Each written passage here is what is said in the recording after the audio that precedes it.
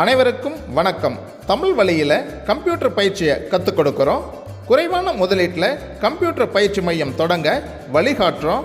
கூடவே அங்கீகாரமும் கொடுக்குறோம். வேலைவாய்ப்பு அதிகமாக உள்ள கம்ப்யூட்டர் கோர்ஸ்களை தேர்வு செஞ்சு நடத்தி அதற்கு அரசு பதிவு பெற்ற சான்றிதழ்களை கொடுக்குறோம். இப்படி கம்ப்யூட்டர் பயிற்சி வழங்குதல், தொழில் வாய்ப்பை உருவாக்குதல், வேலை வாய்ப்புகளை ஏற்படுத்துதல் என்று 3 பணிகளையும் தமிழ்நாடு முழுவதும் மிகச் சிறப்பாக கடந்த 25 வருஷமாக செஞ்சுட்டு வர்றோம்.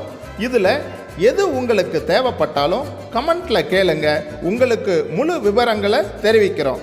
சரி, இப்போ இன்றைக்கான பாடத்தை பார்ப்போம். நன்றியுடன் CSRI கம்ப்யூட்டர் எஜுகேஷன் ISO தரச்சான்று பெற்ற நிறுவனம்.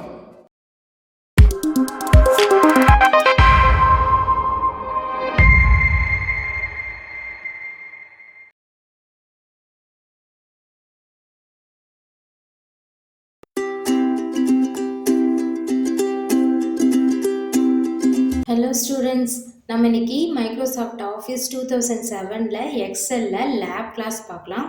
இது லேப் 6th கிளாஸ். ஸோ இப்போ இதுக்கு முன்னாடி நம்ம கிளாஸ் 6 பார்த்தோம் இல்லையா, அதுக்கு உண்டான லேப் செஷன் தான் இது.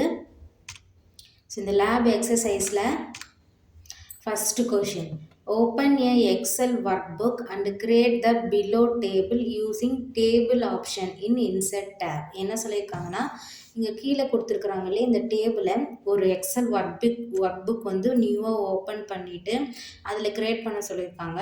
ஸோ இந்த டேபிளை எப்படி க்ரியேட் பண்ண சொல்லியிருக்காங்கன்னா, டேபிள் ஆப்ஷன் யூஸ் பண்ணி, அதாவது இன்சர்ட் டேபிளை இப்போ நம்ம அது தானே பார்த்தோம், insert table table option. So அதை யூஸ் பண்ணி இந்த டேபிளை க்ரியேட் பண்ண சொல்லியிருக்காங்க. ஸோ நீங்கள் டேபிளை க்ரியேட் பண்ணும்போது ஃபஸ்ட்டு கண்டென்ட் எழுதிட்டு டேபிள் க்ரியேட் பண்ணாலும் சரி, எத்தனை ரோ இருக்குன்னு பார்த்துட்டு அதை செலக்ட் பண்ணிவிட்டு அப்புறம் டேபிள் க்ரியேட் பண்ணாலும் சரி. ஸோ இந்த 2 மெத்தடில் நீங்கள் எப்படி க்ரியேட் பண்ணாலும் சரி. ஸோ க்ரியேட் பண்ணிவிட்டு இதில் இருக்க கண்டென்ட்டெல்லாம் எழுதிட்டு தென் இந்த கலர் ஆப்ஷன் கொடுத்து வச்சுக்கோங்க. ஓகேங்களா? ஸோ இது எப்படி இருக்கோ டிட்டோ நீங்களும் அதே மாதிரி செஞ்சுரு பாருங்கள். அதே மாதிரி ஒரு டேபிள் நான் க்ரியேட் பண்ணியாச்சு. ஓகேங்களா? ஸோ டேபிள் க்ரியேட் பண்ணிவிட்டு இது கண்டென்ட்டெல்லாம் எழுதிட்டு தென் அதுக்கப்புறம் நீங்கள் இந்த டேபிள் ஸ்டைல் ஆப்ஷனில் ஒரு ஸ்டைல் கொடுத்துக்கோங்க. ஓகேங்களா? ஸோ அடுத்தது ஃபஸ்ட்டு கொஷின் இப்போ நம்ம முடிச்சிட்டோம். அடுத்த question, save file in the specified name and location. என்ன சொல்லியிருக்காங்கன்னா, நம்ம ஃபைலை சேவ் பண்ண சொல்லியிருக்காங்க. அவங்க கொடுத்துருக்குற லொக்கேஷனில் நம்ம இதுக்கு முன்னாடி ஃபைல்ஸ் எல்லாம் எங்கே சேவ் பண்ணோமோ சேம் அதே தான்.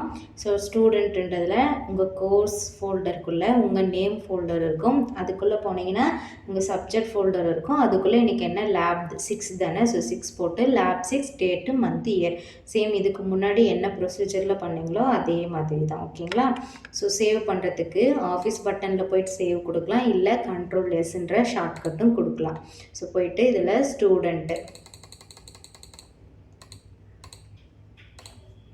ஸ்டூடெண்ட்குள்ளே DCA, அதுக்குள்ளே உங்கள் நேம் போட்ட ஃபோல்டர் இருக்கும். அதில் என்ன சப்ஜெக்ட்டு, ஸோ அந்த சப்ஜெக்டை கிளிக் பண்ணிங்கன்னா ஆல்ரெடி நம்ம 5 லேப் செஞ்சுருக்கோம். அடுத்தது 6 போட்டு லேப் 6.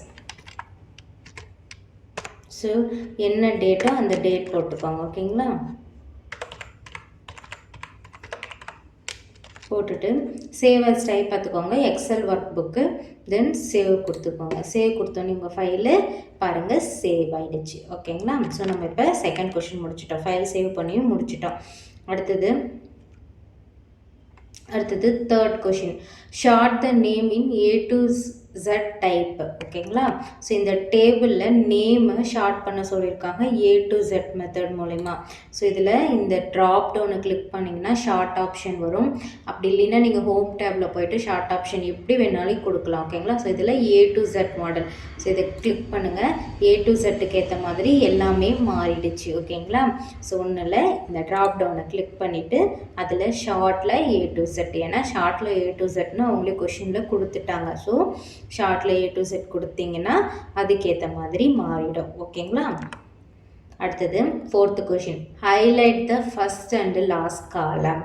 ஓகே, ஃபஸ்ட் காலம் இது லாஸ்ட் காலம் இதை ஹைலைட் பண்ண சொல்லியிருக்காங்க. ஸோ இந்த ஆப்ஷன் எங்கே இருக்குது? ஃபஸ்ட் காலம் லாஸ்ட் காலம் டேபிள் ஸ்டைல் ஆப்ஷனில் ஃபஸ்ட் காலம் லாஸ்ட் காலம் இதை கொடுத்தா ஆட்டோமேட்டிக்காக என்ன ஆகுங்க? ஹைலைட் ஆகும். தென் நான் கொடுக்குற பாருங்கள், ஹைலைட் ஆகிடுச்சு. தெரியுதுங்களா? ஃபஸ்ட் காலம் லாஸ்ட் காலம் கொடுத்தோன்னே ஃபஸ்ட்டும் லாஸ்ட்டும் ஹைலைட் ஆகிடுச்சு. ஓகேங்களா? ஸோ இது ஆப்ஷன் வந்து டேபிள் ஸ்டைல் ஆப்ஷனில் இருக்குது. ஓகேங்களா? ஸோ டிசைன் டேப்பில் ஓகேங்களா? ஸோ டிசைன் டேப்பில் இருக்குது. நீங்கள் டேபிள் க்ரியேட் பண்ணோடனே டிசைன் டேப் ஓப்பன் ஆகிடும். ஸோ அதில் தான் இந்த ஆப்ஷன் இருக்குது. ஸோ நீங்கள் டேபிள் ஸ்டைலும் ஆல்ரெடி அதில் தான் கொடுக்க போகிறீங்க. ஸோ அங்கேயே தான் இந்த ஆப்ஷனும் இருக்குது. ஓகேங்களா? அடுத்தது create the below table. So இங்கே கொடுத்துருக்காங்க பார்த்தீங்களா, இந்த டேபிளை க்ரியேட் பண்ண சொல்லியிருக்காங்க. ஸோ என்ன சொல்லியிருக்காங்க, நேமும் மார்க், நேமு கீழே சம் நேம்ஸ் கொடுத்துருக்காங்க அண்ட் மார்க், அவங்களோட மார்க் டீட்டெயில் கொடுத்துருக்குறாங்க. ஸோ இதை நீங்கள் க்ரியேட் பண்ணுங்கள். ஸோ இது பாருங்கள், பார்த்தாவே உங்களுக்கு தெரியுது டேபிள் ஃபார்மேட்டில் தான் க்ரியேட் பண்ணியிருக்காங்க. ஏன்னா இந்த ட்ராப் டவுன் இருக்குது, கலர் இருக்குது. ஓகேங்களா? ஸோ இந்த கலர்லேயே இதே மாதிரி டேபிள் ஃபார்மேட்டில் செஞ்சுக்கோங்க. ஓகேங்களா?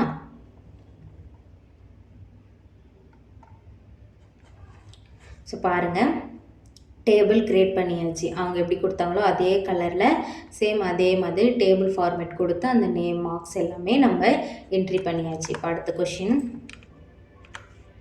Remove duplicates name in the above table. முன்னாடி போட்ட டேபிளுக்கு ரிமூவ் டூப்ளிகேட் பண்ணணும் நேமை. ஓகேங்களா? ஸோ நேமை டூப்ளிகேட்ஸ் நேம் இருந்தால் ரிமூவ் பண்ணிடுங்கன்னு இருக்குது.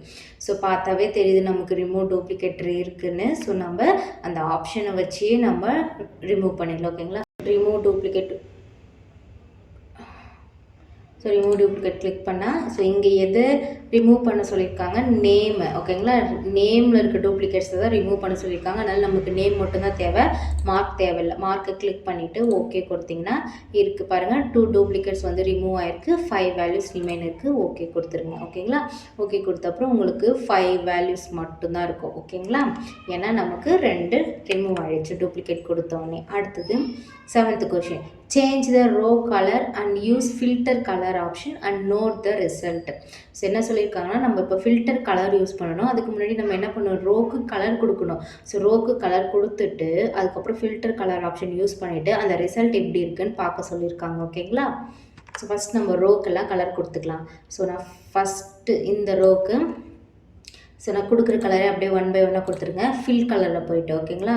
ஸோ ஃபஸ்ட்டுக்கு க்ரீன் கலர் கொடுங்க, அடுத்தது ரெட் கலர் கொடுங்க, அடுத்தது ப்ளூ கொடுங்க,